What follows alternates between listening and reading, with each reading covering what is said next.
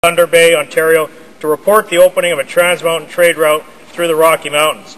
Although he passed away in near obscurity in 1857, he is now called the greatest land geographer who ever lived. This week in the town of Devon in my riding, people celebrated the David Thompson Brigade. This year marks the 200th anniversary of this event, and modern-day Voyagers will commemorate Mr. Thompson by retracing his journey.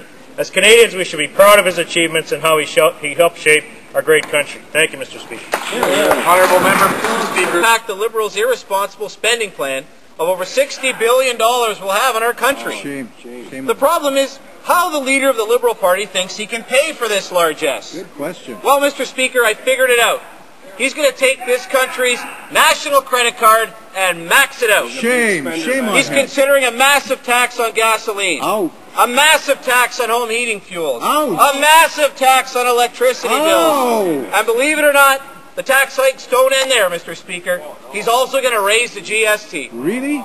Canadians want to know why the tax and spend Liberal leader wants to punish hard-working Canadian families. Why? Mr. Speaker, this government... Mr. Speaker, Liberal Senator Dallaire's testimony before a House of Commons subcommittee 2 days ago suggested that Canada is no better than Al-Qaeda. The Secretary of State for Canadian Identity gave the Senator 3 opportunities to correct the record.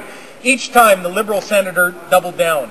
Asked if Al-Qaeda strapping a suicide belt on a 14-year-old girl with Down syndrome and sending her to be remotely detonated is the moral equivalent to Canada's not making extraordinary political efforts for a transfer of Omar Khadr, the Liberal Senator said, if you want a black and white, and I'm only too prepared to give it to you, absolutely. Since then, the Liberal Senator has admitted his error and clarified his remarks in a press release, and we accept that clarification. What we don't accept, however, is the Liberal leader's continued attempts to defend his senator's testimony. The Liberal leader said, quote, on the substance of the issue, General Dallaire is right. Will the Liberal leader apologize today, or will he continue defending comparisons between Canada and Al-Qaeda? And outstanding leadership debts owed to wealthy elites and powerful insiders. If he does not repay these debts by the June 3rd deadline, they become illegal donations over the donation limit. Mr. Speaker, the only escape is if Elections Canada steps in to protect the Liberal leader with preferential treatment and an extension. Canadians will watch closely.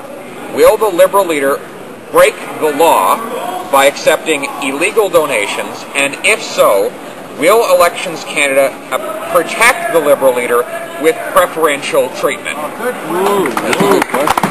To expect is trivial answers, personal attacks, and the reality is that they're using...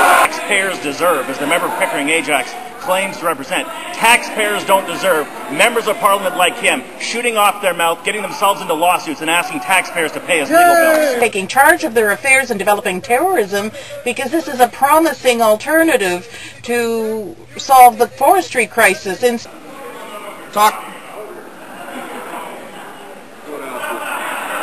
Mr. Speaker, when we talk about knowing what we're talking about, it's that side over there that is continually coming up with all kinds of allegations that are untrue. Well, Mr. Speaker, I know in England they were talking about UFOs yesterday. I think they landed.